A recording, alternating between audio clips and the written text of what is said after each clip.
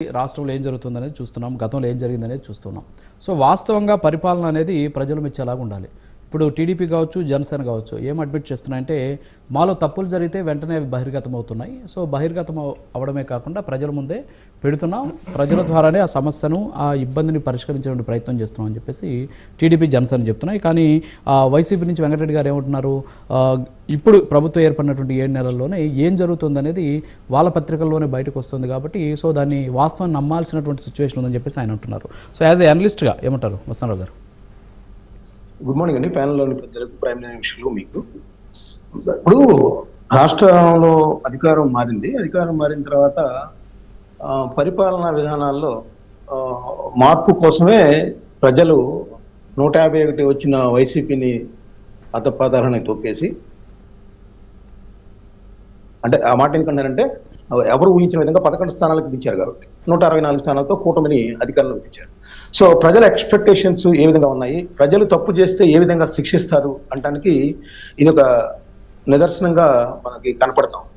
So అదంతా దృష్టిలో పెట్టుకునే నా ఉద్దేశం ఏంటంటే, గత ప్రభుత్వం ఏదైతే ఇప్పుడు కొంతమంది మన పార్టీ ప్రతినిధులు చెప్పినట్టుగా ఎమ్మెల్యేలని దూరంగా పెట్టారు, లేదంటే మంత్రులకు సంబంధించి తప్పులు చేస్తే ఏ విధంగా వెనకేసుకొచ్చారు, వాటన్నిటినీ ప్రజలు వేయికళ్ళతో గమనిస్తూ ఉంటారు. కాబట్టి ఒళ్ళు దగ్గర పెట్టుకొని మనం ప్రవర్తించాల్సిన అవసరం ఉందని చెప్పేసి చంద్రబాబు నాయుడు గారు కూడా దృష్టిలో గుర్తించిన పరిస్థితి నేను చూశాను. ఎందుకంటే మన వెంకటరెడ్డి గారు అన్నట్టు శాండ్కి సంబంధించి కానీ లేకపోతే లిక్కర్కి సంబంధించి కానీ కొన్ని అంశాల్లో తెలుగుదేశం పార్టీకి సంబంధించిన ఎమ్మెల్యేలు కొంత ఫాస్ట్ అయిన నేపథ్యం కనిపించినప్పుడు ఆయన పార్టీ సమావేశాన్ని ఒకటి ఏర్పాటు చేసి ఎవరైతే ఆ విధంగా పాల్పడతా ఉన్నారో వాళ్ళని సున్నితంగా హెచ్చరించారు. ఈ విధంగా ప్రజలందరూ చూస్తా ఉన్నారు, మీరు కనుక ఈ విధమైన వాటికి పాల్పడితే తగు మూల్యం మనం చెల్లించుకోవాల్సి వస్తుంది, కాబట్టి మనం పరిపాలన మీద కేంద్రీకరించాలి. అదేవిధంగా ప్రజలకి ఏదైతే మేలు జరిగే కార్యక్రమాలు ఉంటాయో వాటి మీదే మీరందరూ కూడా చూడాల్సిన అవసరం ఉంటుంది అనేది కూడా ఆయన చెప్పిన పరిస్థితి ఉంది. ఇంకోటి కూడా అంటే గత ప్రభుత్వానికి ఇప్పటికి మనం మార్పు గమనించినట్లయితే పార్టీకి సంబంధించి వాసంశెట్టి సుభాష్ గారిని సభ్యత్వం విషయంలో హెచ్చరించారు, అది పార్టీ విషయం. సో కొన్ని విషయాలు వస్తే ఇప్పుడు మన పవన్ కళ్యాణ్ గారు డిప్యూటీ ముఖ్యమంత్రి హోదాలో, ఎందుకంటే గత ప్రభుత్వంలో 4 ఉప ముఖ్యమంత్రులు ఉన్నప్పటికీ కూడా వాళ్ళకి ఆ అధికారం ఎక్కడ ఉన్నట్టు మనకైతే గోచరించేది కాదు. వాళ్ళు ఢిల్లీ వెళ్ళిన సందర్భంలో కానీ లేదంటే పక్క మంత్రులకు సంబంధించి ఏదన్నా ఇన్వాల్వ్ అవ్వచ్చు అని.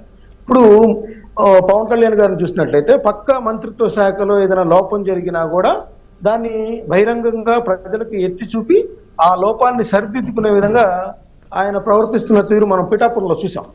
సో అది కూడా చంద్రబాబు నాయుడు గారు కావచ్చు, లేదా పక్కనున్న మంత్రులు అనిత గారు ఎవరైతే ఉన్నారో వాళ్ళందరూ కూడా హుందాగానే స్వీకరించి దాన్ని మేము సరిదిద్దుకుంటాం, ఆ లోపాన్ని కూడా అధిగమించేలాగా చర్యలు తీసుకుంటాం అనేది కూడా చెప్తున్న పరిస్థితి కూడా ఉంది.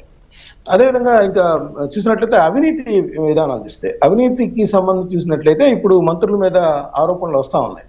అవన్నీ కూడా ఏంటంటే వాళ్ళు వైసీపీ ప్రభుత్వంలో ఉన్న పిఏల్ని కానీ ఓఎస్డీలు కానీ ఇప్పుడు పెట్టుకుంటే వాళ్ళని తీసేయండి అని చెప్పేసి మొదట్లోనే మంత్రులందరికీ కూడా ఆదేశాలు వచ్చిన పరిస్థితి ఉంది. సరే, వాళ్ళు పాల్పడుతున్నారా, ఎవరు పాల్పడుతున్నారో చూస్తే ఇప్పుడు అనిత్య గారికి సంబంధించి ఒక ఐడెంటిఫై చేశారు, జగదీష్ ని తప్పించిన పరిస్థితి ఉంది.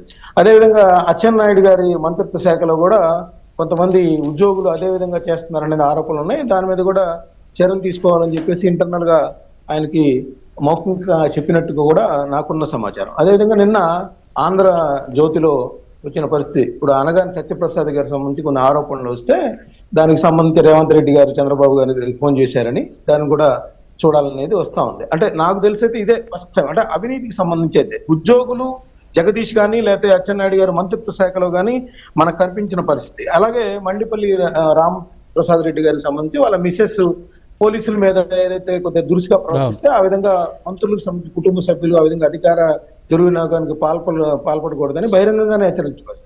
సో ఇవన్నీ చూస్తే కొంత పారదర్శకత కనిపిస్తా ఉంది.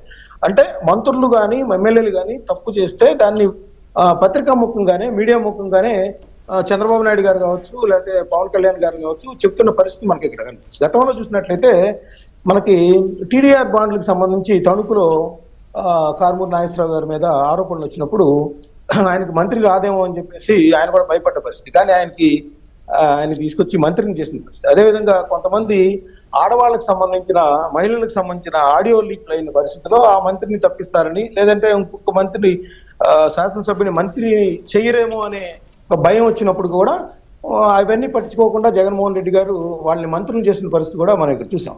ఇంకోటి, మనకి రాష్ట్ర వ్యాప్తంగా మనం చూసినట్లయితే ఇంటి స్థలాలకు సంబంధించిన ల్యాండ్ ఎక్విజిషన్ జరిగినప్పుడు దాదాపు 151 ఎమ్మెల్యేల్లో చాలా మంది మీద ఆరోపణలు వచ్చాయి. దాని మీద దాదాపు 1,000 కోట్ల రూపాయలు, అంటే 5 లక్షల రూపాయలు ఖరీదు చేసే ఎకరాన్ని దాదాపు 40 లక్షలకు అమ్మారని అది వచ్చినప్పుడు కూడా ఏ ఒక్క ఎమ్మెల్యేని హెచ్చరించినట్టుగా కూడా నాకైతే పత్రికలో కనపడలేదు. సో అంటే నాకు ఇదంతా చూస్తుంటే ఏమనిపిస్తుంది అంటే, గత ప్రభుత్వంలో ఎమ్మెల్యేలు కానీ మంత్రులు కానీ ఏ విధమైన ఇట్లా అవినీతి కానీ వీటికి సంబంధించి పాల్పడినప్పుడు మనం పట్టించుకోకపోతే ప్రజలు శిక్షిస్తారు. ఆ శిక్ష ఎలా ఉంటుందంటే చాలా నిరంకుశంగా లేకపోతే క్రూయల్ గా ఉంటది. అంటే క్రూయల్ గా అనే మాట ఎందుకన్నానంటే, వాళ్ళు 30 సంవత్సరాల అధికారంలో ఉండాలని కోరుకున్న వ్యక్తులు ఒక్కసారిగా 11 స్థానాలకి శిక్షించిన పరిస్థితి కూడా ఉంది. రేపు ఇప్పుడు చంద్రబాబు నాయుడు గారు కూడా అదే వాళ్ళు కూడా ఊహిస్తా ఉన్నారు. ఇదే విధమైన మనం వాటిని కనుక పాల్పడినట్లయితే మనకు కూడా అలాంటి పరిస్థితి వస్తుంది. కాబట్టి మనం అలా వద్దు, మనము ఏదైతే మంచి పనుల మీద లేదా ప్రజలకు మేలు చేసే కార్యక్రమాల మీద దృష్టి సారించాలి, ఒళ్ళు దగ్గర పెట్టుకుని పని చేయాలి, లేకపోతే ఇబ్బందులు వస్తాయనేది వాళ్ళు ఎప్పటికప్పుడు సమీక్షించుకుంటూ ముందుకు వెళ్తున్నారనేది నాకు అనిపిస్తాం. ఓకే వెంకటరెడ్డి గారు, సో ఏమంటారు? వాస్తవంగా అయితే